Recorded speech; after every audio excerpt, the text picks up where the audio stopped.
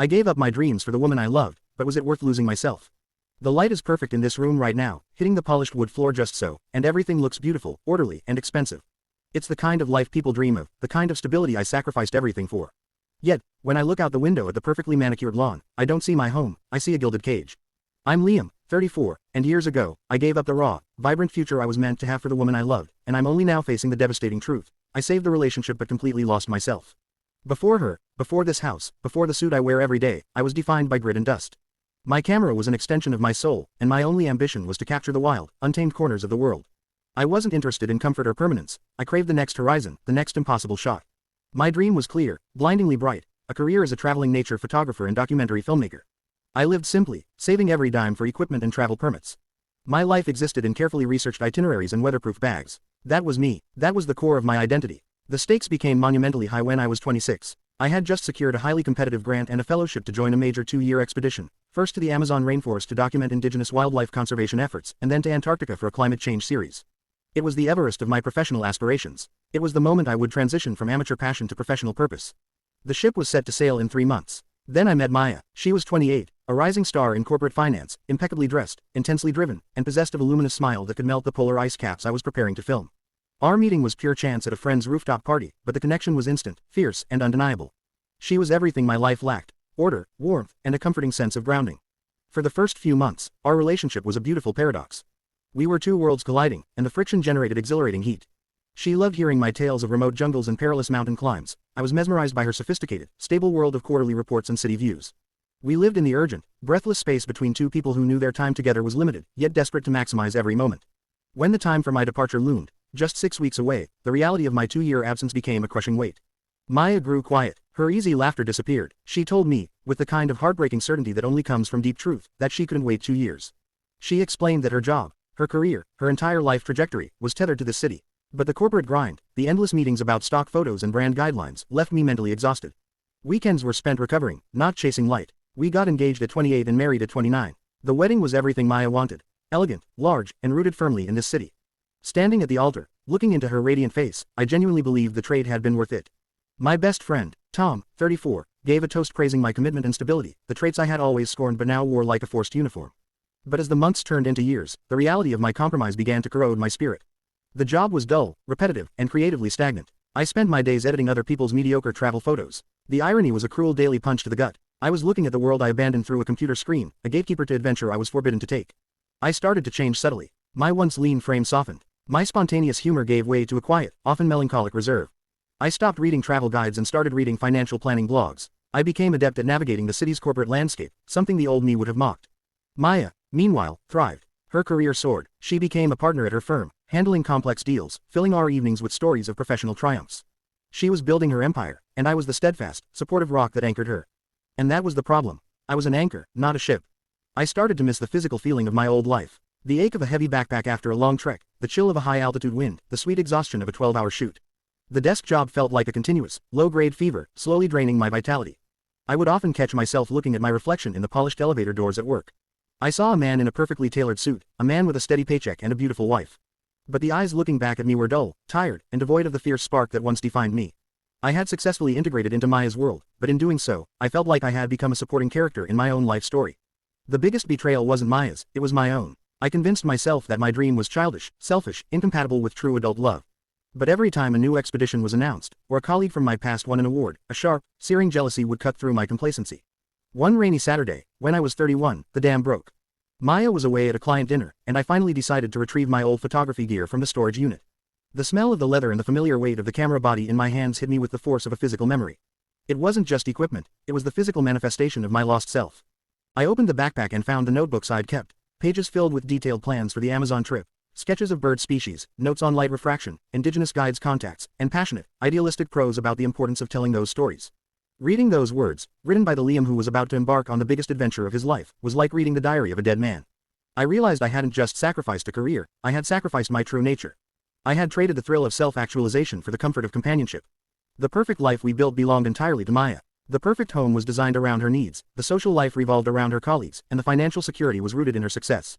I was the reliable, predictable fixture that made her demanding life possible.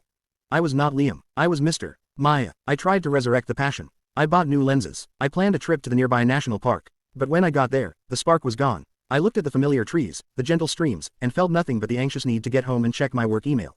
The wildness, the relentless curiosity that had driven me across continents, had been domesticated out of me. It had atrophied from years of neglect. The lack of recognition was crushing. I was good at my job, efficient, reliable, but the satisfaction was hollow. When I'd show Maya my work, she'd nod distractedly, saying, "That's great, honey, you're so good with colors," before turning back to her latest merger documents. She didn't see the depth of the sacrifice because, to her, the life we were living was the best life. She thought I was happy. She truly did, and for years, I lied to her and myself, confirming that belief. The quiet resentment started to build like silt in a reservoir. It wasn't directed at Maya, not exactly, but at the situation, at the choice I had made, and ultimately, at the man I had become. I resented the stability that felt like suffocation. I resented the comfort that felt like creative death. We were happy, by all measurable standards. We were financially secure, emotionally stable, and deeply affectionate. Yet, every night, as I lay next to her, I felt a terrifying, aching loneliness, the loneliness of a person who has lost his connection to his own soul. If you found yourself deeply unhappy in a perfect-looking life you sacrificed your dreams for, would you risk the relationship to try and reclaim your identity? The final breaking point came last year, when I was 33. I saw a documentary film at a festival, shot by one of my former colleagues, Ben. It was exactly the kind of powerful, verite work I used to aspire to, gritty, impactful, visually stunning. Ben was successful, slightly exhausted, and clearly living his truth. The film won several awards. I watched it with Maya. She complimented the cinematography, but her critique was mostly centered on the shaky camera work and the lack of commercial appeal. In that moment, I realized we didn't just have different careers, we had fundamentally different values. She valued perfection and profit. I valued raw, honest pursuit. She was polite about my passion, but she didn't understand the relentless, necessary hunger it required. That night, I looked at her, truly looked at her, and saw not a villain, but a loving woman who had received exactly what she asked for. She loved this version of me, the settled, supportive, reliable version. She didn't love the reckless, passionate, dust-covered adventurer who prioritized light and life over loyalty. The life I saved wasn't ours, it was hers. The price of admission to her perfect world was the complete annihilation of my own sense of self. I was empty, an echo of the man she fell in love with, and she didn't even notice the difference. The next few weeks were the hardest of my life. I couldn't confront her with the truth that I was miserable because she would interpret it as a rejection of her, of our love. I couldn't explain that the problem wasn't her. The problem was the hollow space inside me where my ambition used to live. I started taking concrete steps. I quit the corporate job, giving my notice with a polite, professional detachment that horrified Maya. She panicked, assuming a financial crisis. I told her I needed a change, that I felt burnt out. I didn't tell her I felt dead inside. I took the money I had secretly saved and bought a ticket, not to the Amazon or Antarctica, not yet, but to the Canadian Rockies. I told her I needed a month to decompress, to find myself. She looked hurt and confused, but she relented, hoping a vacation would fix whatever quiet melancholy had infected me. The farewell was strained. She cried, saying she felt like I was abandoning her. In a way, I was. I was abandoning the man I had become for her, in a desperate, last-ditch effort to save the man I truly was. My time in the mountains was solitary, brutal, and utterly necessary. I climbed, I shot photos, I slept in a tent, and for the first time in years, I felt the cold air biting my face and the heavy camera bag pressing into my shoulders. I felt pain, but it was my pain, my physical reality, not the dull, anonymous ache of creative starvation. I realized then that my sacrifice hadn't just been for Maya, it had been a convenient excuse to avoid the terrifying risk of chasing my true potential. I blamed her, but I was the one who signed the cancellation form. I was the one who put the camera away. When I finally came back, I was a different person, leaner, darker, and possessed by a quiet, fierce determination. Maya was relieved to see me, rushing to hug me, but she immediately sensed the change. I was no longer pliable. I was no longer Mr. Maya. I told her I couldn't go back to the old life. I told her I was going to pursue my photography, no matter what it took. The ensuing conversation was the end of our marriage, though it felt like the beginning of my life. She cried, she pleaded, she eventually got angry, saying that I had promised her stability, that I had tricked her into this life. She said the man she married wouldn't have done this. She was right. The man she married was the ghost of my former self. We separated shortly after. The divorce was amicable but devastating. She got the beautiful house, the perfect life she had worked for. I got my freedom, my battered old camera bag, and the terrifying, empty road ahead. I lost the woman I loved, but I gained back the man I was. The question of whether the sacrifice was worth it haunts me still. For a long time, I believed the answer was unequivocally no. I lost 7 years of my prime, living someone else's dream. I lost the deep, unconditional comfort of being loved by Maya. But now, standing in a rented apartment, editing photos that actually matter to me, I realized the sacrifice was necessary. It forced me to understand the difference between love and identity. Love asks for compromise, codependence demands annihilation. I learned that you can't truly love someone else if you don't even know who you are. The man who walked away from the Antarctic expedition died that day. The man who came back from the Rockies is just starting to live. I saved my life by ending my marriage. It was the hardest, most painful trade I've ever made. The sadness of losing Maya is real and physical, but the joy of reclaiming my soul is boundless. What do you think? Was my sacrifice ultimately a noble gesture that failed, or a mistake that finally allowed me to grow? Would you ever give up your true calling for the stability of a relationship? Let me know your opinion in the comments below. If this story of sacrifice and self-discovery resonated with you, please like, share, and subscribe to follow my journey back to the wild. I gave up my dreams for the woman I loved, but was it worth losing myself? I had the world at my feet, a 2-year expedition to the Amazon and Antarctica that was going to launch my career as a nature photographer. Then, I met Maya. I'm Liam, and I chose her, sacrificing my life's calling for the stability she offered. The choice felt noble at the time, a grand gesture of love. I traded my camera for a corporate job, trading dust and mountains for deadlines and a pristine office. I told myself that love was the ultimate adventure, that I could shoot local landscapes on the weekends. But the truth was, the corporate grind slowly suffocated the creative spark inside me. I became successful by Maya's standards, reliable, stable, anchored.